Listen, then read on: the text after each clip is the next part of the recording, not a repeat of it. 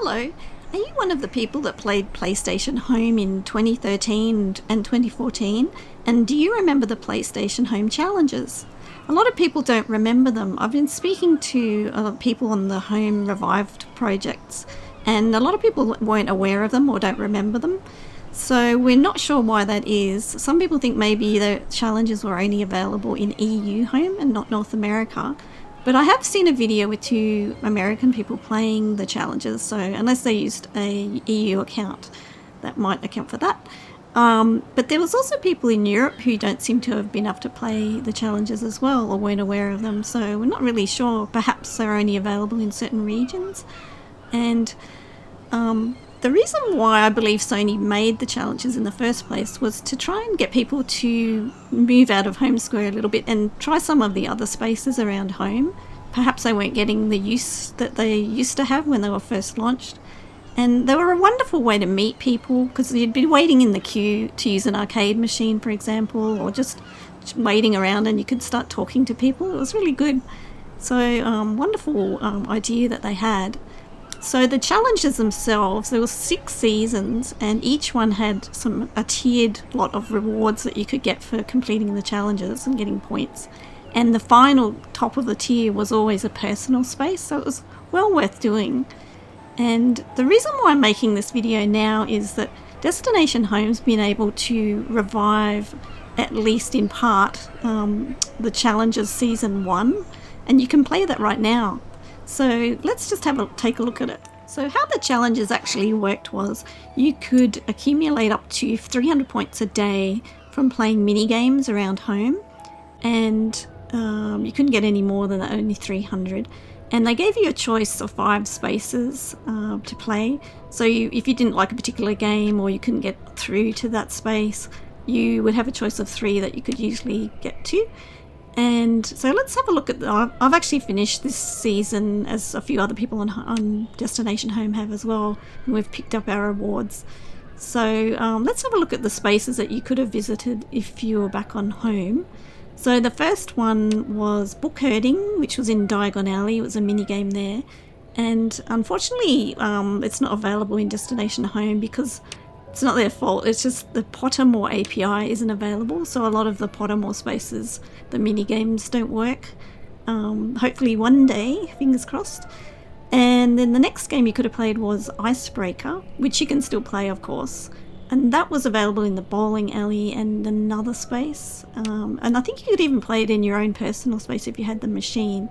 So on home, you only needed to play 1 level of that to get 100 points. But for some reason, it's super challenging on Destination Home. You need to play all 10 levels. So yeah, that's out for me, I'm afraid. Echochrome works, so you can play that. You don't even have to do well at it. It just gives you the points, which is fine. Crafty Racers at the Glittering Sands Granzella space is the same. That one works, so that's good. And it's a nice space to visit as well. And then there's the Edo space, the fishing game there. It also works, but again, you don't have to. Even if you only catch 2 out of 3 fish, you'll get 100 points. Whereas on home, it was a little bit more challenging than that. But just to get the feel of it, it's great the way the game transports you. You can go straight from this screen to the relevant space that you needed to be in to do the mini game. So let's try the Great Edo of Nippon. And we'll try the fishing game, because I always really like that one, and I really love this space. One of my favourites. I'm sure it is one of many people's favourites.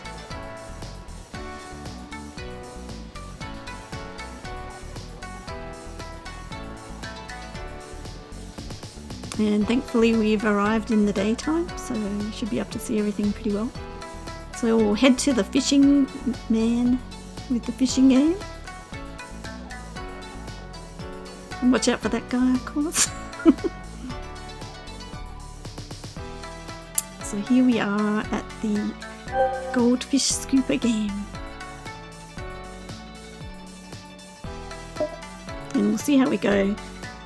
I was never that good at this back on home, but hopefully you get a few fish today. Oh yeah, did alright. So you only need to get 3 fish.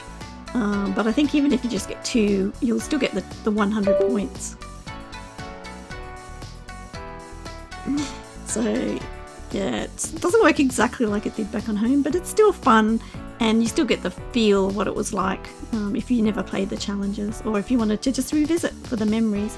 The difference being, of course, that there's no other people much around to, you don't have to queue for these machines or anything.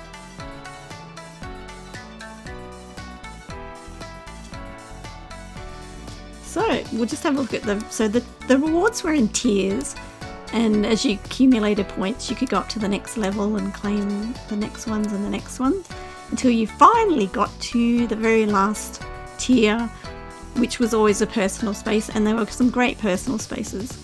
I won't spoil the surprise in case we have some other seasons and people might want to just experience what it was like to do the challenges. So the space that we got from season 1 was Castle Durrant, which was a very small space, but it had a nice atmosphere, and I believe it was pretty easy to glitch as well for people who liked to do that. So we'll just have a quick look around at the basic space as it is. It's pretty detailed, really. I mean, the fact that they gave away free spaces was very generous, I thought. And one of the rewards was a throne, so that goes quite well with this space as well. And it had, as you can see, battlements, although probably not very tall ones. I don't think it would be a particularly difficult castle to storm. And it also has an indoor area, which is nice. Not very big, but still, I mean, for a free space, it's pretty good. Pretty detailed. Nice roaring fire.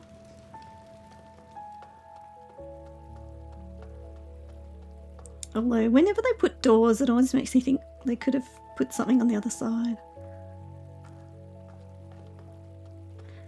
So that's that space. Lovely flooring in there too. And yeah, lovely textures in this space as well. So that's that. Now we can time travel back to medieval times, perhaps a fantasy version of medieval times, and we'll check out the space now that I've just thrown a few decorations in. So we have Singe, the dragon, who was a digital leisure character. And in fact, I'll just add Mini Singe. You can get this, well, actually you can't, but this was actually a jackpot reward on Four Kings, the little Mini Singe as a companion as well. They should have made it available in the shop. Maybe they did later, I'm not sure. So we'll just have a quick walk around the space. Another little mini dragon following me.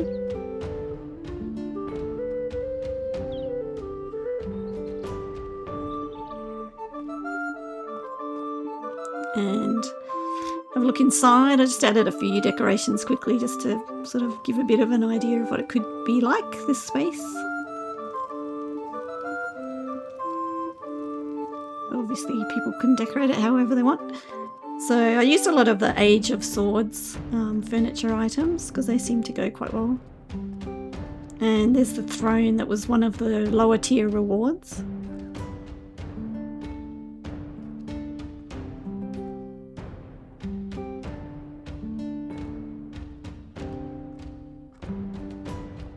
Rather nice lectern there and some books.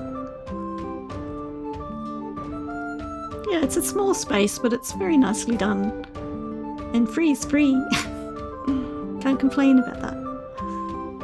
I mean, I suppose your time isn't free, but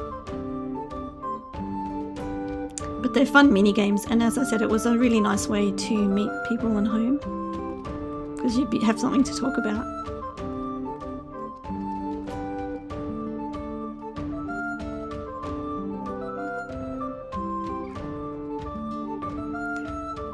And then just checking out the dragon again. And just one last thing before we leave. I was just going to show you the coat of arms that they put in here. And in typical home style, they put the home logo in the middle of the coat of arms. And it says, "Done Roaming," which is Yeah, that's people have heard of that, I'm sure. And it also says home is where the heart is. So quite touching, really. I think that's nice that the devs put that. Okay, that's it.